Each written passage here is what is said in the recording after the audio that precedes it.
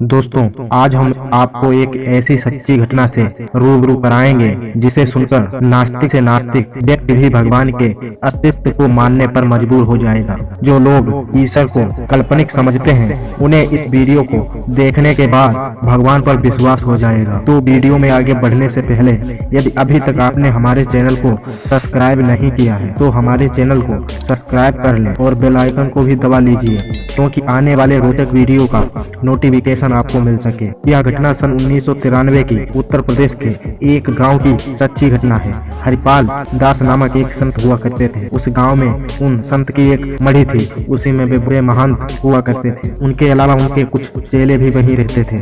उन चेलों का काम मढ़ी की व्यवस्था तथा सफाई और भोज्य सामग्री को प्रबंधित करने का था। हरिपाल दास बाबा अपने शिष्यों द्वारा लाई गई भिक्षा को एकत्रित करके मढ़ी में आयोजित भंडारे में अर्पित कर देते। इससे वहाँ पर हमेशा भंडारा चलता रहता था। एक दिन जब वहाँ पर भंडारा हो रहा था, उस दिन हर दिनों से अधिक संख्या में लोग आए हुए थे। यह देख बाबा हरिपाल दास के शिष्य चिंतित थे कि आज तो हर दिन से अधिक भीड़ में लोग आए हुए हैं। सारे शिष्य और रसोइया भी चिंतित थे। उन्हें कोई मार्ग नहीं सूझ रहा था। वे सब इस बात से भी भयभीत थे कि अगर महंत को यह बात मालूम पड़ी तो वे बहुत दुखी हो जाएंगे। बाबा हरिपाल दास अपनी समाज में लीन थे। उनकी समाज अत्यंत कठोर एवं कष्टदायी होती थी। वे चारों ओर गोबर के सूखे उपलों को अपने पास इकट्ठा करवाकर शिष्यों से उन्हें जलवाकर समाज में लीन रहते थे। फिर चाहे गर्मी हो या सर्दी या बरसात हो, कोई फर्क नहीं पड़ता। बाबा को कोई फर्क नहीं पड़ता। वे अपनी घंटों की समाज में ऐसे ही लीन रहते थे। उस दिन भी बाबा रोज की तरह अपनी समाज में लीन थे। उधर जब सभी शिष्य तथा रसोइयों ने मिलकर भी समस्या का समाधान नहीं खोज पाया और उनका आटा और तेल समाप्त होने लगा, तो वे और भी चिंतित होने लगे। इसी चिंता में उन सभी ने बाबा को यह बात बताना ही बेहतर समझा।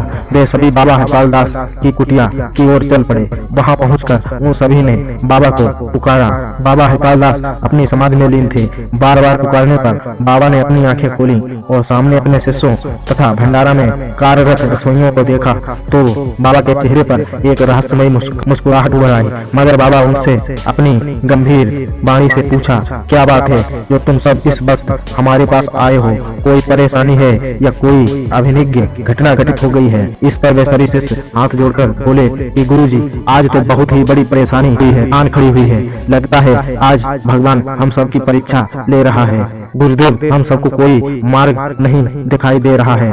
आज चल रहे भंडारे में लोग अधिक संख्या में आए हुए हैं, जिसके कारण हमारे खाद्य कोष रिक्त पड़ गए हैं, जिसमें आटा और तेल बिल्कुल समाप्त होने वाला है। ऐसी अपने शिष्यों की बात सुनकर बाबा हरिपाल दास जी बोले कि कोई बात नहीं है, घबराना छोड़कर अपने आप को स्थिर रखो और हमारी बात ध्यान से सुनो। यह भंडारा हमारा नहीं है, ना ही हम इस भंडारे का श्रेय अपना समझते हैं। यह भंडारा जिनका है, वे खुद इस समस्या का समाधान खोजेंगे। जो स्वयं एक चावल के दाने से तृप्त होकर दुर्वासा जैसे क्रोधी ऋषियों सहित उनके चेलों की भूख मिटा सकता है, वह इस छोटी सी समस्या को तो क्षण भर में दूर कर देगा। तुम सब कुछ देर यहीं रुको, मैं यह बात इस भंडारे के मालिक को बताता हूँ। इतना कहकर बाबा हरिपाल दास ने अपनी आंखें बंद कर ली और नेत्र बंद करके कुछ बड़बड़ाने लगे। सभी शिष्य कौतुक बस यह सब देख रहे थे। इन सभी के चेहरे पर चिंता की रेखाएं विद्यमान थी।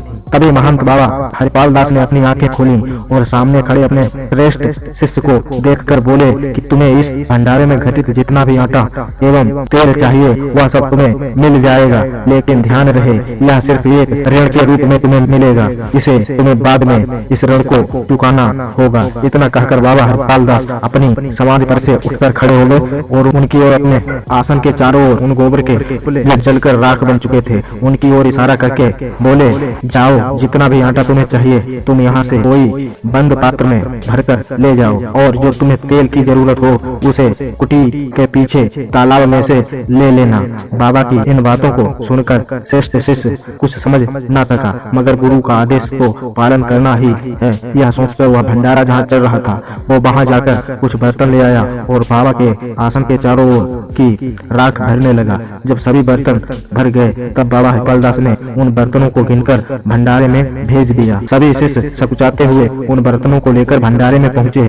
वहां पर जब उन बर्तनों को खोला तो सभी आश्चर्यचकित हो गए, क्योंकि वे सभी बर्तन आटे से ठसाठस भरे हुए थे। उन बर्तनों में कहीं भी कोई राख का नामो निशान तक नहीं दिखाई दे रहा था। उन सबका ध्यान तब हटा जब रसोइया ने तेल न रहने की बात कही। सब शिष्य दही कुटी के पीछे तालाब की ओर उत्सुकता बस दौड़े। जैसा कि बाबा हरपाल दास ने कहा था, ठीक वैसे ही उन लोगों ने उस तालाब में तेल का खाली ड्रम डाला। फिर दूसरी बार सभी चौंके, क्यों ड्रम को तालाब से बाहर निकलते ही वह तेल से भरा हुआ था। हैरानी की बात यह थी कि ड्रम के नीचे टपकता पानी और ड्रम के अंदर शुद्ध असली तेल देखकर सभी चेले बक्के होकर प्रभु का चमत्कार मानकर भंडारा में लौटे और इसी तरह आज का भी उनका भंडारा पूर्ण हुआ। दोस्तों, आप सबको यह वीडियो कैसी लगी नीचे कमेंट बॉक्स में कमेंट करके जरूर बताना, और वीडियो अच्छी लगी हो तो वीडियो को लाइक करके जाना।